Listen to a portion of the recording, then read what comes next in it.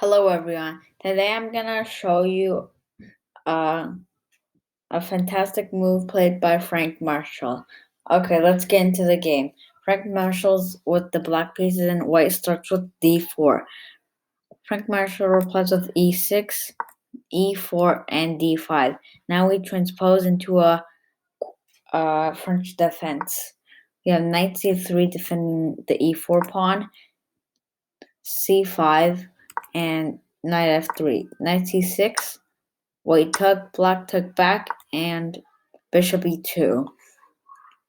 A bishop to g5 was better and more aggressive to pin the knight to the king, but his opponent played it. His opponent played like a bit more passive. We had knight f6, castles, bishop e7, bishop g5, castles, d takes c5. Now, if you play bishop takes c5, then this bishop has this pin, and knight takes d5 is crushing.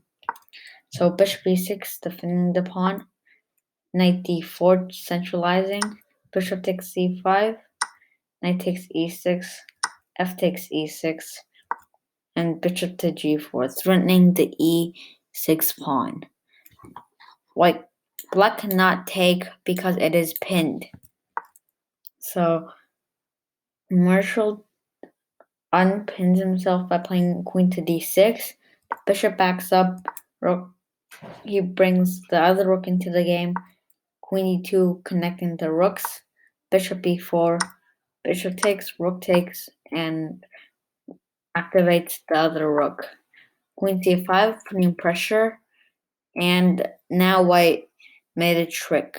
White played queen to e2, sacrificing a pawn. Apparently, knight to d4 was the best move. Marshall played bishop takes c3.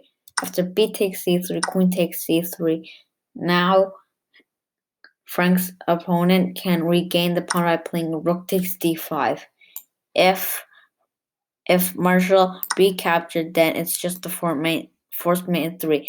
Queen takes e8 check, rook f8, bishop e6 check, king h8, and queen takes f8 checkmate.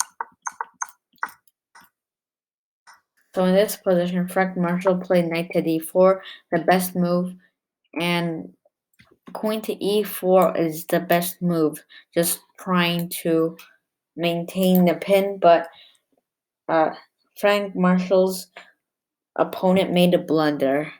His opponent played queen to h5, but this loses a big tempo after rook e to f8, doubling rooks on the powerful f file. Also, this also creates a threat. It also threatens to take the white rook on the next move. So white moves it with rook to e5, rook h6 attacking the queen. Queen g5 was played, and now rook takes h3. The point is, after g takes h3, knight f3 is just a family fork. So in the game, rook to c5 was played, and now I'm going to turn off the engine and let you solve this puzzle. It is a very hard move to find. I'll give you a couple of seconds. Okay, well, let's turn on the engine, and the answer is queen to g3. And the only good move is to take with the queen. But what if his opponent took with the h pawn? Then knight e2 is a checkmate. If f takes e3, then knight e2 check, king h1, and rook takes f1.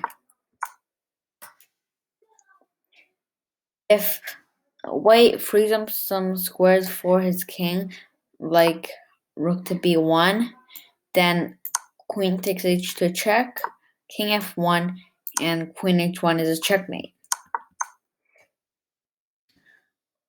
If white plays f4, freeing up this square for his king, then knight e2 check, king h1, and queen takes h2 as a checkmate. So in the game, after this move, Frank's opponent resigned.